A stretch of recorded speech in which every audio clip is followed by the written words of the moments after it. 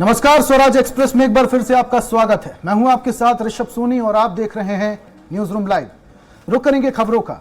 दतिया में पंढोकर सरकार गुरु शरण महाराज को जान से मारने की धमकी दी गई, जिसके बाद उनकी सुरक्षा को बढ़ा दिया गया है। धमकी मिलने के बाद गृह एवं जेल मंत्री संसदीय कार्य मंत्री डॉक्टर नरोत्तम मिश्रा का बयान सामने आया।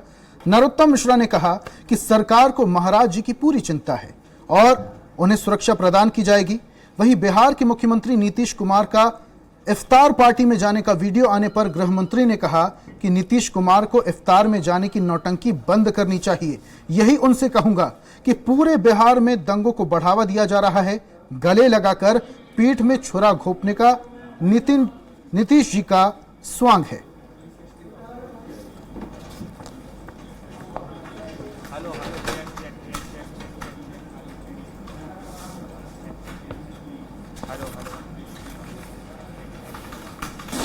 देखो, मैं नीतीश कुमार जी से सिर्फ इतना कहूंगा कि ये इफ्तियार की नौटंकी इन्हें बंद करना चाहिए।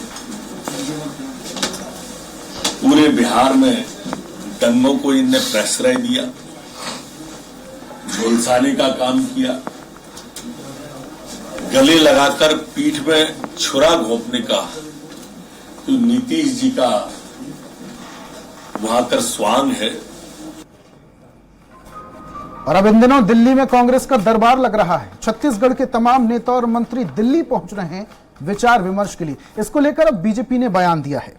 पूर्व मुख्यमंत्री रमन सिंह ने कहा कि कांग्रेस में गुटबाजी चरम पर है। मोहन मरकाम को बदलने के लिए शक्ति प्रदर्शन का दौर चल रहा है। आने वाले 6 महीनों में चुनाव के पहले तक परिवर्तन की दृष्टि से कांग्रेस अपनी ताकत लगा रही है। साथ ही आपसी गुटबाजी भी बढ़ती जा रही है।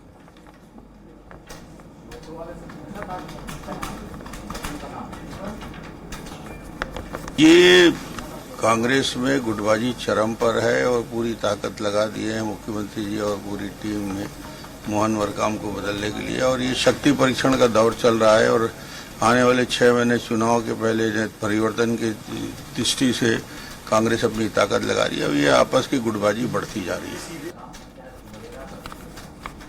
वहीं छत्तीसगढ़ के पूर्व मुख्यमंत्री डॉक्टर रमन सिंह राजनांदगांव दौरे पर, जहां पर विभिन्न कार्यक्रमों में वो शामिल हुए और तमाम कार्यक्रमों में शिरकत भी की।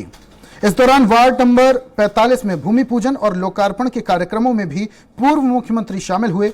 पत्रकारों से चर्चा करते हुए ईडी और अन्य मुद्दों को लेकर प्रदेश सरकार पर उन्होंने जमकर निशाना साधा। अभी तो पार्टी तय करती है क्या होना क्या नहीं होना, ना मैं जानता ना तुम जानते। अब ईडी की अपनी प्रक्रिया में क्या हो रहा है, क्या कार्रवाई हो रही है, कोई बाहर तो आता नहीं। मगर ईडी एक न्यायिक प्रक्रिया से गुजरता है, लोगों से बातचीत करता है, चर्चा करता है और देश के सर्वोच्च संगठन है जिसकी विश्वसनीयता पूरी दुनिया में है। अब किसको मारा और किसको पीटा ये तो मैं नहीं जानता। और अगली खबर रायपुर से, जहां पर कांग्रेस के पूर्व अध्यक्ष राहुल गांधी को राष्ट्रपुत्र बताए जाने पर अब वापस से बीजेपी ने कांग्रेस पर निशाना साधा है। बीजेपी के प्रदेश महामंत्री ओपी चौधरी ने कहा कि संसद में अपने दिए गए बयान के अनुसार राहुल गांधी भारत को राष्ट्र न मानकर राज्यों का संघ मात्र मानते हैं। इसके लिए 1 साल पहले कैम्ब्रिज यूनिवर्सिटी में ही एक सिविल सर्वेंट से वो लताड़ भी खा चुके हैं। छत्तीसगढ़ कांग्रेस के नेताओं से सवाल पूछता हूं कि जब स्वयं राहुल गांधी भारत को राष्ट्र नहीं मानते तो किस मुंह से उन्हें राष्ट्रपुत्र कहने का दुस्साहस कर रहे हैं।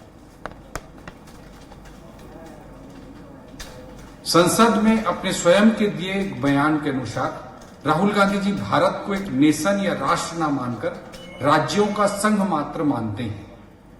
इसके लिए 1 साल पहले कैम्ब्रिज यूनिवर्सिटी में ही एक सिविल सर्वेंट से वे लताड़ भी खा चुके हैं। ऐसी स्थिति में मैं हमारे छत्तीसगढ़ के कांग्रेसी मित्रों से सवाल पूछना चाहता हूं कि जब स्वयं राहुल गांधी भारत को एक नेशन या राष्ट्र नहीं मानते हैं तो किस मुंह से हमारे छत्तीसगढ़ के कांग्रेसी मित्र उन्हें राष्ट्र पुत्र कहने का दुस्साहस कर रहे हैं। वहीं छत्तीसगढ़ में अब विधानसभा चुनाव को ज्यादा वक्त नहीं बचा है, करीब 7 माह बचा है। इसको देखते हुए बीजेपी और कांग्रेस दोनों ही पार्टियां बैठकें कर रही हैं, प्रेस कॉन्फ्रेंस कर रही हैं। इसको देखते हुए धमतरी में प्रदेश कांग्रेस कमेटी के निर्देश पर सिहावा विधायक डॉक्टर लक्ष्मी ध्रुव ने प्रेस कॉन्फ्रेंस की। उन्होंने केंद्र सरकार पर हमला बोलते हुए कहा, देश में लोकतंत्र की हत्या हो रही है। जो भी यहां अपनी बात रखता है उसको दबा दिया जाता है। कर्नाटक में दिए राहुल गांधी के बयान को तोड़ मरोड़ कर पेश किया गया। राहुल गांधी सांसद में मोदी और अडानी के संबंध में प्रश्न पूछ रहे थे। वहीं सेल कंपनी में 20,000 करोड़ की जानकारी चाह रहे थे, लेकिन उनके बयान को तोड़ मरोड़ कर उन पर मानहानि का केस दर्ज कर दिया गया।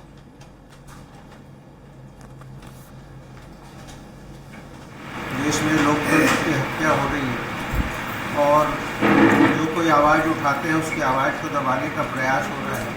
जो उन्होंने कर्नाटक में बोला उसको तोड़ मरोड़ करके और उसको आपने मानहानि का केस दायर कर दिया। प्रधानमंत्री को या संबंधित मंत्री को जवाब देना बनता है, लेकिन उस जवाब को न दे करके उनकी आवाज़ को दबाया जाता है। अब से कुछ वक्त पहले राहुल गांधी की संसदीय सदस्यता खत्म कर दी गई थी, जिसको देखते हुए पूरे भारत में कांग्रेस कार्यकर्ताओं और नेताओं ने सड़कों पर उतरकर इस बात का विरोध प्रदर्शन किया था। कसडोल में राहुल गांधी के ऊपर लगे मानहानि के केस पर संसद सदस्यता समाप्त होने को लेकर नल कुमार पटेल के नेतृत्व में ब्लॉक कांग्रेस कमेटी ने प्रेस कॉन्फ्रेंस कर केंद्र की बीजेपी सरकार को दमनकारी सरकार बताया है।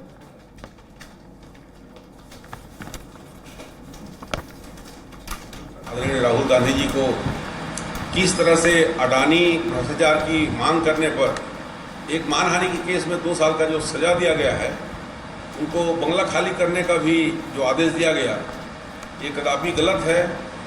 अडानी के खाते में जो 20,000 करोड़ रुपए के संबंध में हमारे आदरणीय राहुल गांधी जी लोकसभा में प्रश्न पूछे, मानहानि केस में बुलाया जाता है और 2 साल की सजा दी जाती है, जो आज तक के इतिहास में किसी भी व्यक्ति को 2 साल का सजा नहीं हुआ है।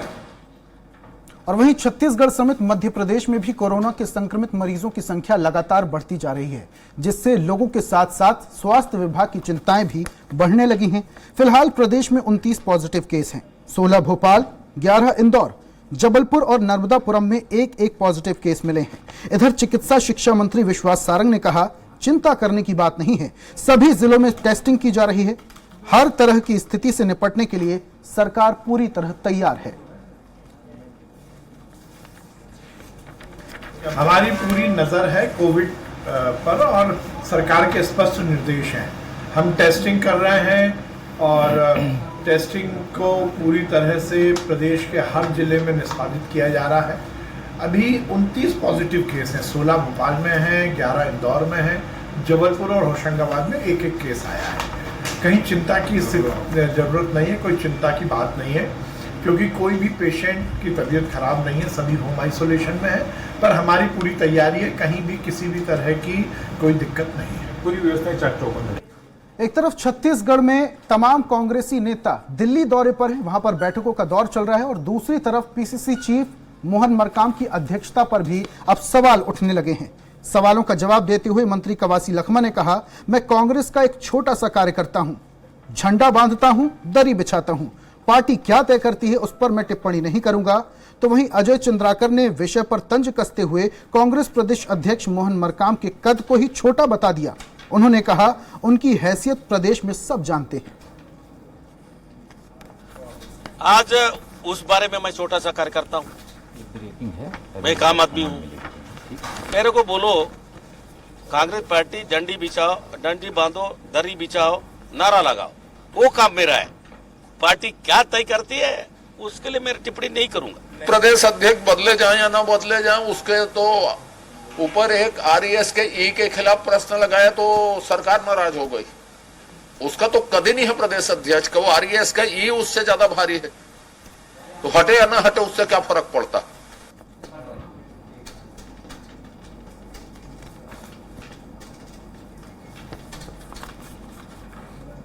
और खबरों का सिलसिला लगातार जारी रखेंगे, लेकिन उससे पहले एक बड़ी खबर आ रही है, जहां पर छत्तीसगढ़ में पूर्व प्रदेश सचिव अमन सिंह से पूछताछ जारी है। यास्मीन सिंह से पूछताछ जारी है। ईओडब्ल्यू दफ्तर में वकीलों के साथ 2.5 घंटे पूछताछ चली।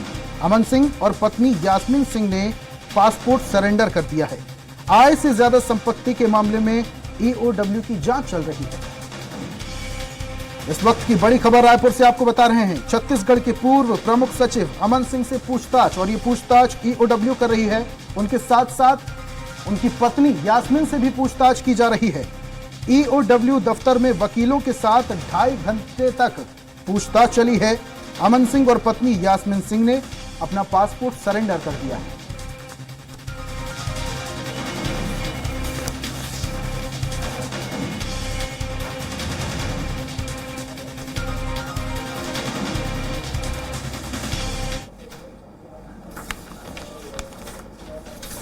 और इस पर ज्यादा जानकारी के लिए रायपुर से हमारे सहयोगी हेमंत शर्मा जुड़ चुके हैं।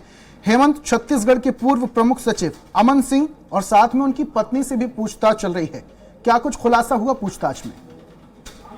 देखिए, ऐसे अधिक संपत्ति का मामला अमन सिंह और उनकी पत्नी यास्मीन सिंह के खिलाफ दर्ज हुआ था ईओडब्ल्यू में, और हाल ही में हाई कोर्ट से उनको अंतरिम जमानत मिली हुई है। लेकिन जिस तरीके से एक नियम प्रोसेस रहता है कि हर महीने की 4 तारीख को उनको ईओडब्ल्यू में पेश होना रहता है केस के सिलसिले में, और इसीलिए आज वो अपनी पत्नी के साथ पहुंचे हुए थे। पूछताछ ऐसे अधिक संपत्ति के मामले में हुई है, और जो जांच चल रही है उसी को लेकर सवाल उनसे पूछा गया है। ठीक है हेमंत, इसके अलावा जरा ये भी जानकारी दीजिए कि क्या ये पूछताछ आगे भी जारी रहेगी? क्या वापस से उन्हें दफ्तर आना होगा? देखिए, बिल्कुल, जब इनके खिलाफ केस दर्ज हुआ तो उसके बाद उन्होंने हाईकोर्ट में याचिका लगाई थी। हाईकोर्ट से हालांकि अंतरिम जमानत मिली है, लेकिन जो जमानत की शर्तें हैं उसके मुताबिक हर महीने की 4 तारीख को उन्हें ईओडब्ल्यू में पेश होना है, और आज 4 अप्रैल है। आज के दिन वो पेश हुए हैं, और फिर अगले महीने में 4 तारीख को उनको पेश होना पड़ेगा। ठीक, बहुत बहुत शुक्रिया हेमंत तमाम जानकारियों के लिए। बड़ी खबर आपको बता रहे थे रायपुर से, जहां पर छत्तीसगढ़ के पूर्व प्रमुख सचिव अमन सिंह और उनकी पत्नी से ईओडब्ल्यू के दफ्तर में पूछताछ जारी है। रुक करेंगे खबरों का, लेकिन उससे पहले सीधा आपको लिए चलते हैं रायपुर, जहां पर मुख्यमंत्री भूपेश बघेल दिल्ली दौरे से वापस रायपुर आ गए हैं। सुनिए क्या कुछ कह रहे हैं भूपेश बघेल। बिजी थे उस समय, और उस समय उन्होंने ये कहा था कि पैसा उस क्षेत्र में गया है जहां वो पहुंच नहीं सकते।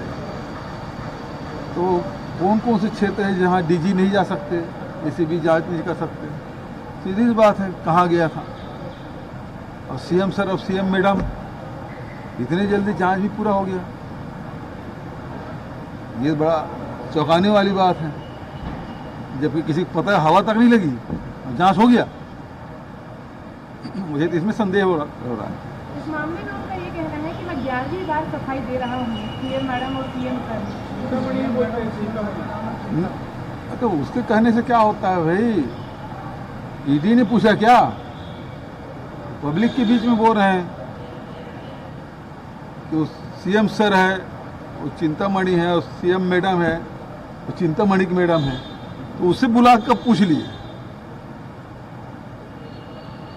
और उसके कहने से क्या होता है?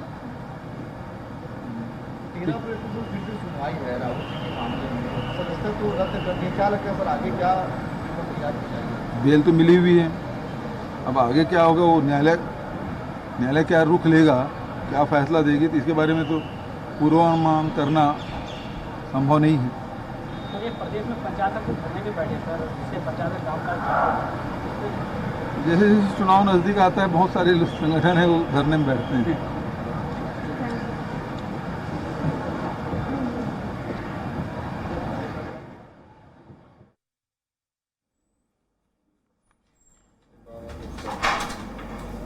तो ये थे छत्तीसगढ़ के मुख्यमंत्री भूपेश बघेल, जो दिल्ली से रायपुर वापस लौट आए हैं और मीडिया से बातचीत कर रहे थे। रुक करेंगे अगली खबर का।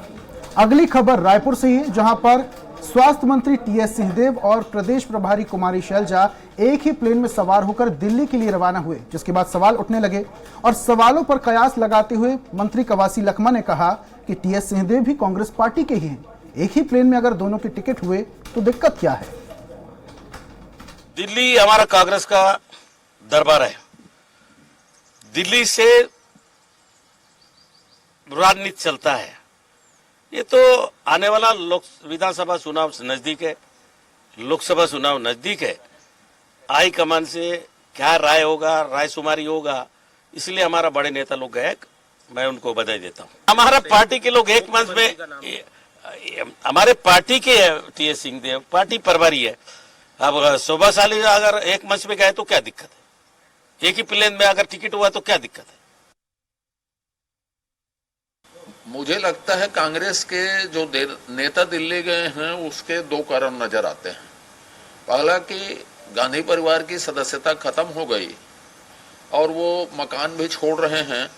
प्रियंका जी पहले मकान छोड़ चुकी है और सोनिया जी की तबीयत भी थोड़ी नासाज है, तो उसकी देखभाल करने, उसकी व्यवस्था करने, उसके लिए कुछ विचार करने, ये छत्तीसगढ़ चूंकि सबसे कांग्रेस की दृष्टि से उर्वरा प्रदेश है, तो इसके लिए वो गए होंगे, ऐसा मुझे लगता है एक कारण।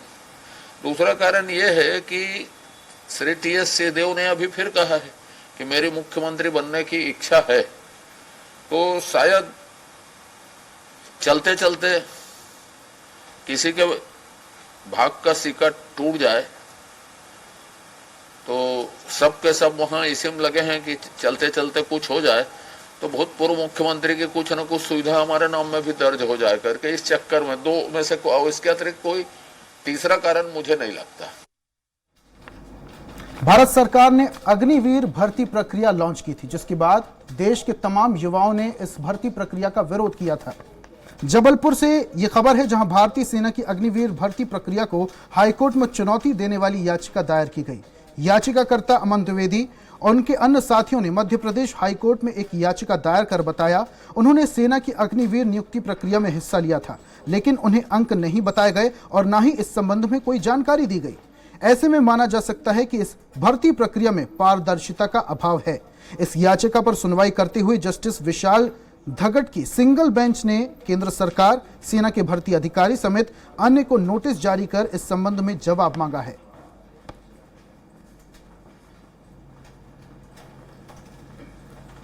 डिमॉन्स्ट्रेट नहीं किया, कट ऑफ क्या है कुछ डिमॉन्स्ट्रेट नहीं किया। कंप्लीट ओपेकनेस, जो पारदर्शिता है उसको बलाए ताक रख के अग्निवीर का चयन प्रक्रिया की गई है। इसका मैंने फिर नोटिस जारी किया है जस्टिस विशाल धगट जी ने और 4 हफ्ते में जवाब मांगा है। भोपाल में त्रिस्तरीय पंचायत चुनाव में सिलेक्टेड जिला पंचायत के सदस्य अब अपने अधिकारों के हनन को लेकर गुस्सा जाहिर कर रहे हैं। निर्वाचित होने के बाद विकास कार्य में आ रही बाधाओं को लेकर प्रदेश भर के जिला पंचायत सदस्यों ने भोपाल में बैठक कर अपनी समस्याओं को लेकर मंथन कर सीएम के नाम ज्ञापन सौंपा। जिला पंचायत सदस्यों का आरोप है कि सरकार प्रत्येक जनप्रतिनिधि को विकास कार्य के लिए विकास निधि आवंटित करती है, लेकिन जिला पंचायत सदस्यों को कम निधि देकर छलावा किया जा रहा है। लोगों को अपने पंचायत में, जिला पंचायत का जो पावर जो हम लोग के पास है होना चाहिए असलियत में, जिसका हकदार है वो हमारे पास नहीं है। एक सरपंच को भी पावर है कि वो खुलकर स्वतंत्र रूप से अपनी पंचायत का विकास कर रहा है, पर हम लोग लगता है ऐसे कि जीते हुए प्रत्याशी होते हुए भी जीत कर आए हैं और आज ऐसा लग रहा है कि कुछ नहीं है। तो कहीं ना कहीं हम लोगों के साथ ये गलत हो रहा है। फिर से पुनः हम लोग अपनी मांगों को माननीय मुख्यमंत्री जी से मिलकर उनको सौंपना चाहते हैं और उनसे अपील करना चाहते हैं। अभी हमारी सरकार से ये मांग है कि जिला पंचायत के जो सदस्य होते हैं वो बहुत बड़े बड़े वादे कर करके और नीचे से संघर्ष में चुनाव लड़ करके आते हैं और जनता का भला ही करना चाहते हैं। जिला पंचायत संगठन संघ के माध्यम से माननीय मुख्यमंत्री जी से टाइम लेंगे। मुख्यमंत्री जी हमें पूर्ण आशा और विश्वास है कि वो टाइम देंगे और जो भी हमारी मांगे होगी कि माननीय मुख्यमंत्री जी हमारी मांगों को पूरा करने में अपना आशीर्वाद प्रदान जरूर करें। विशेष हमारी ये है, जिस तरह से जो जनप्रतिनिधि होते हैं उनको जो विकास कार्य के लिए निधि उपलब्ध कराती है सरकार, वही हम चाहते हैं कि हमें भी 50 लाख रुपए निधि के रूप में, वार्षिक निधि के रूप में दी जाए। इतना अधिकार नहीं है हमें हम किसी को फोन लगा करके कि हैंडपंप सुधारिए। हम सरकार से और माननीय शिवराज सिंह चौहान जी से ये बोलना चाहते हैं, या तो पंचायती राज को बिल्कुल खत्म कर दीजिए या फिर हमें हमारा अधिकार दीजिए। तो खबरों में फिलहाल इतना ही। देश प्रदेश की तमाम खास खबरों के लिए आप देखते रहिए स्वराज एक्सप्रेस। नमस्कार।